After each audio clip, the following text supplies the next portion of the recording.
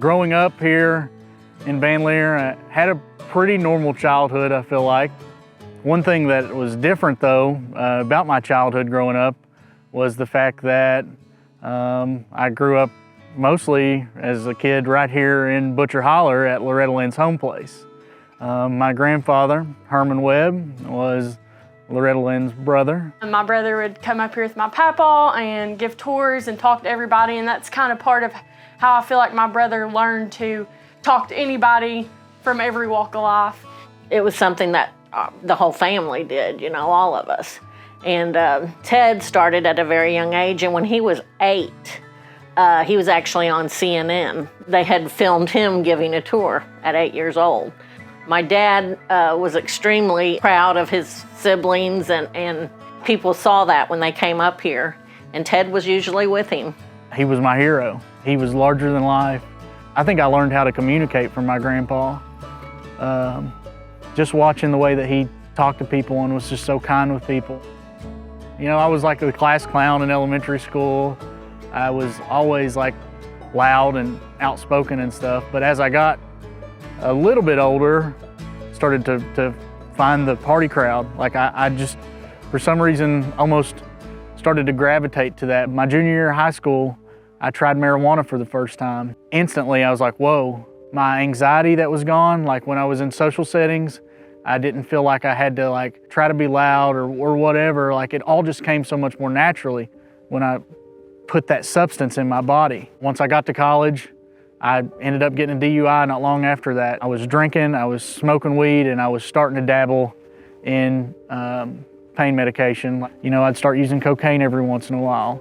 Got arrested for a public intoxication charge, got arrested for possession of alcohol as a minor, got a second DUI, totaled my mom's minivan, did that on Mother's Day. And like, it just made me feel so bad. But it didn't stop me. I was always choosing to drink or to use over my family, and just, looking back, I can't believe that's how it was. It was just hard for me and my mom both to take in, because at that point I didn't know what to say. I didn't feel like there was anything I could say to make him change like he needed to. Whenever I graduated high school, I went to college and I wanted to work in broadcast news. I wanted to take my storytelling abilities and, you know, use those for good. But drinking and smoking and drugs and pills and cocaine and whatever I could get my hands on at this point took all those dreams and those ambitions away from me. I was depressed. I was anxious. I had a hard time getting out of bed. I couldn't get cocaine one weekend. A buddy of mine said, well, I have meth. When I tried meth, wow, this is what I've been missing. I started to lose weight. I started to really isolate. He was very distant with me. He was distant with mom. Even he was living with my dad at the time, but he was like very distant with my dad. In 2020, I found myself not being able to get meth. Back to that point to where I couldn't get out of bed. I was depressed. Made a decision one day to reach out to an old friend and looking for some pills, and I found some. Little did I know at the time that they were pressed with fentanyl. Bought a 12-pack of beer, was sharing it with my buddy. We were just gonna drink. He didn't know that I was using pills like so many of my friends. I was hiding it from him too. And then I remember it was like 2 or 3 in the morning, getting a call. He said that Ted had overdosed and they were on the way to the hospital with him. We just threw clothes on and took off. Then I remember mom being called in there. And I thought, oh my God. I thought, well, he's gone. That's the reason they're doing this. And so I said to the nurse, I said, can my daughter come with me? I said, I don't think I can handle this by myself. And she said, yeah, and she went out and got Sarah. And they came out and they said that that he was on, they'd put him on life support, and that he would be going up to ICU, but he was still alive. And I thought, you know, praise God, you know, he's alive, you know. I get emotional about this, I really do. It was just scary that in the blink of an eye that he could have been gone. He didn't come to for a few days, and it was just something I never ever dreamed I'd go through. But since I went through it, I've learned that there's lots of families that have gone through this too. You know, it can happen to anybody out there, and I doubt there's very few families out there that something like this hasn't touched them. The next thing that I remember is doctors and nurses pulling the vent tube out of my chest, and my dad standing over me, grabbing my hand so tight, I remember. He was yelling at me, "Come on, son, come on, son." That was the first time that in my life that I said, I need help.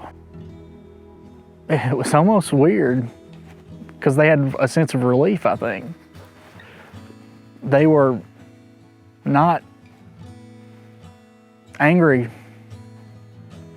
They were, "We'll get you help. We're gonna find you help."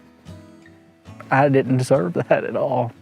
A friend's mom said, "Isaiah House, that's where he should go." We pulled up, it's in the middle of nowhere, and we got out of the car, and I kind of broke down because I was looking around, and I told my mom, I said, "He doesn't look like he would be an addict," but knowing that that's where he needed to be and realizing that an addict doesn't have to have a look.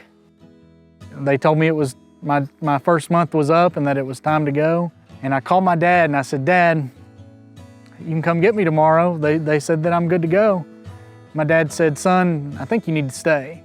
My dad said to pray about it, and if you decide to stay, you can stay. So that night, I went back to my dorm. I didn't pray. And his dad called me. He said, "I'm here to get Ted." And he said, one of the guys came out and talked to me. And he told me that if I take Ted home right now, that he will more than likely fall into the same pattern that he's been in. And John started crying, you know. He said, I pulled out, and he said, I looked through my rearview mirror, and Ted was coming out the door screaming for me to stop.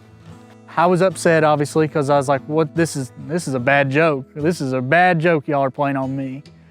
And they went and talked to me, and they pulled out these pictures, and they were pictures of me, so many things tied to me. And they said, "Your dad was in tears in the parking lot. He never wants to see you like this ever again." My frustration went away. I went back to my dorm, and I opened my Bible up. And one of the first things that I came to was, "Be still and know that I am God." And I knew then that I was where I needed to be, that God had me on a new path, and that I needed to truly just surrender and give my life over to Christ. Stayed at Isaiah House. The Lord led me to there. I know that now. It was evident from the moment that I got there. They, had seen something in me that I didn't see in myself. It honestly amazes me to this day to see the 180 that my brother has done. He goes to church now. He has a wonderful wife. Everything that I had hoped for him is happening. Now I'm able, through my job, to tell a different kind of story. It's the same way that I told the stories of my aunts here from Butcher Holler and my grandpa's story here in Butcher Holler. I am now able to do that with incredible stories and testimonies of Christ healing and saving lives at the Isaiah House. He's came full circle because it's not like it's a hushed topic that, some families might say, "Oh, my son is better now, so let's just not talk about that." Well, I think you have to. I think that helps. And it helps the whole family heal, and I think it helps other people to see that, yeah, this can happen to anybody, My hope is that my story will help them realize that it's okay to ask for help, that you can reach out, that you're never too far gone. But I'm, like I said, so grateful for the gift of life, and the gifts that God's blessed me with. I'm so grateful to be able to use those the way that He meant for me to use them today.